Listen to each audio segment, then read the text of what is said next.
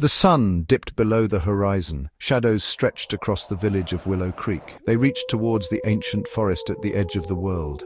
The forest was a place of deep silence. The villagers spoke of it only in whispers. They said it was haunted.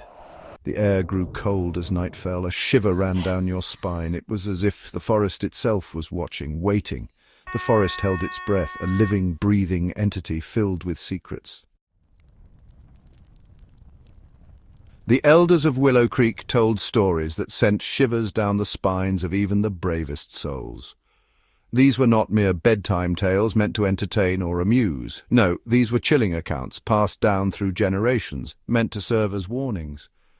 They spoke of the forest's phantoms, spirits that roamed the dense woods, hidden in the shadows and mist.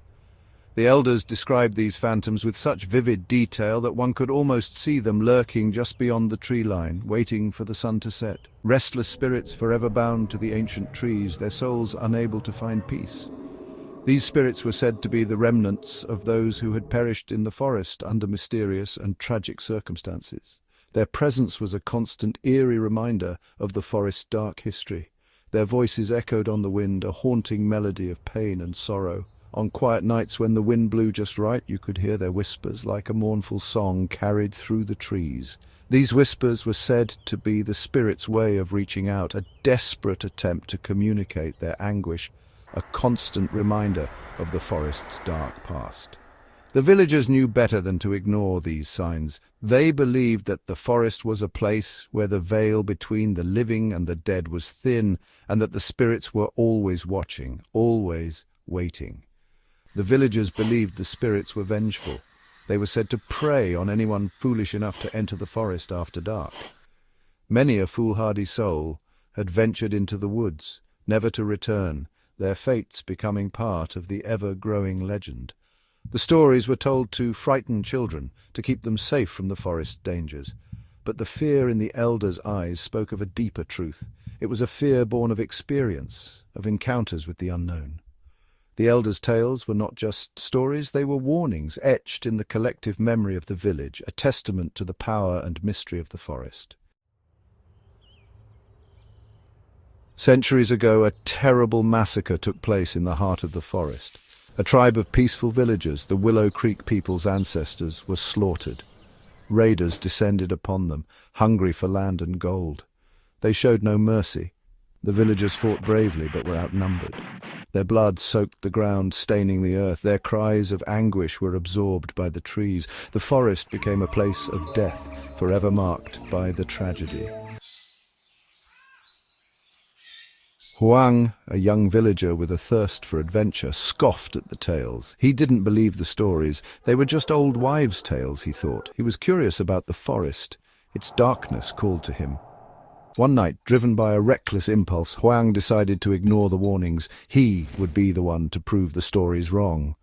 Armed with only a flickering lantern and an old talisman from his grandmother, he slipped into the forest. Section 5, Eyes in the Darkness. The forest was immediately unsettling. Every shadow seemed to writhe. Every rustle of leaves sounded like a whisper. Huang felt a cold hand grip his heart. He shook off the fear. Deeper he went, the silence growing heavier. He felt eyes on him, watching his every move. A low growl echoed through the trees. Huang quickened his pace. He was starting to regret his decision. Section 6, The Howling Dead. The trees thinned, and Huang stumbled into a clearing.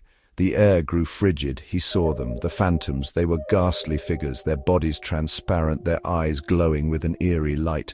Their sorrowful moans pierced the night. They were the spirits of the massacred villagers. Their empty eyes focused on Huang, their howls growing louder. They reached for him with their icy fingers.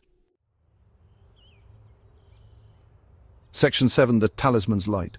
Huang's blood ran cold. He turned to flee, but the phantoms were upon him. They circled him, their cold, ethereal forms blocking his escape. He remembered the talisman. His grandmother's last words echoed in his ears. It will protect you from evil. He held it up, the ancient symbol on its surface glowing with an intense light. The phantoms recoiled, their howls turning into shrieks of pain. The light held them at bay. Section 8. A Changed Soul. This is the story of Huang, a man whose life was forever altered by a single harrowing night. It was a night that began like any other, but ended with him forever changed.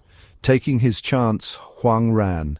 He ran with a desperation that only those who have faced true terror can understand. The forest seemed to close in around him, each shadow a potential threat, each rustle of leaves a whisper of danger. He didn't stop running until he broke free of the forest's edge. The moment he saw the open sky, a glimmer of hope sparked within him. But the fear still clung to him, refusing to let go. He collapsed on the familiar moonlit path, gasping for breath. His chest heaved, his muscles ached, but he was alive. The moonlight bathed him in a cold silver glow, a stark contrast to the darkness he had just escaped. He looked back at the forest, its dark silhouette a haunting reminder of his encounter. The trees stood tall and silent, as if mocking his escape. He knew he had left something behind, something he could never reclaim. He was never the same. The forest had taken a part of him, a part that he could never get back. He sat there on that moonlit path, reflecting on the events that had transpired. The man who had entered the forest was not the same man who had emerged. The experience had shaken him to his core. Every fibre of his being trembled with the memory of what he had seen, what he had felt, the fear, the despair, the overwhelming sense of helplessness. It was all too much to bear. He had seen the darkness that lurked within the forest. It was a darkness that went beyond the absence of light. It was a malevolent force, a presence that seemed to watch him, to follow him even now. He had looked into the eyes of the dead. Those eyes, empty and soulless, haunted his dreams. They were a reminder of the fragility of life, of the thin veil that separates the living from the dead. He carried the weight of their sorrow. Each step he took was heavy with the burden of what he had witnessed. The sorrow of the dead had become his own, a constant companion that he could never shake off. And so Huang walked on, a changed soul forever marked by the darkness of that fateful night. Section 9. The Curse Remains. Huang returned to the village, his laughter silenced. The once vibrant and cheerful man was now a shadow of his former self. His steps were heavy and his shoulders slumped under the weight of the knowledge he carried. The village, with its familiar sights and sounds, seemed alien to him now. Every corner, every face reminded him of the horrors he had encountered. The memories of the forest clung to him like a dark shroud, refusing to let go. His eyes, once filled with joy and mischief, were now filled with a newfound wisdom. They held stories of terror and survival, of encounters with the unknown. He tried to warn others, to share the knowledge he had gained at such a great cost. He spoke of the shadows that moved with a life of their own, of whispers that seemed to come from the very trees themselves. He described the feeling of being watched, of an unseen presence that followed him every step of the way. He tried to tell them of the horrors he had witnessed, but his words were met with skepticism and fear. The villagers, who had known him all his life, now looked at him with doubt and suspicion. They thought him mad, a victim of his own imagination. They whispered among themselves, questioning his sanity. But Huang knew the truth. He had seen the eyes in the darkness, felt the cold breath of the phantoms on his neck.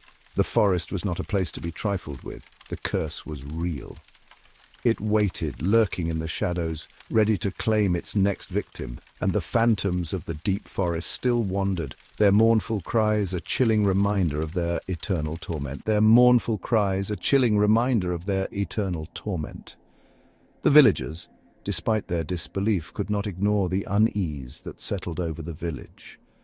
Nights were filled with restless sleep, and the once lively village square was now eerily quiet. Children no longer played near the edge of the forest, and even the bravest of men avoided its shadow. The curse had left its mark, not just on Huang, but on the entire village. It was a silent, creeping dread that seeped into their bones, a constant reminder that some places are best left undisturbed.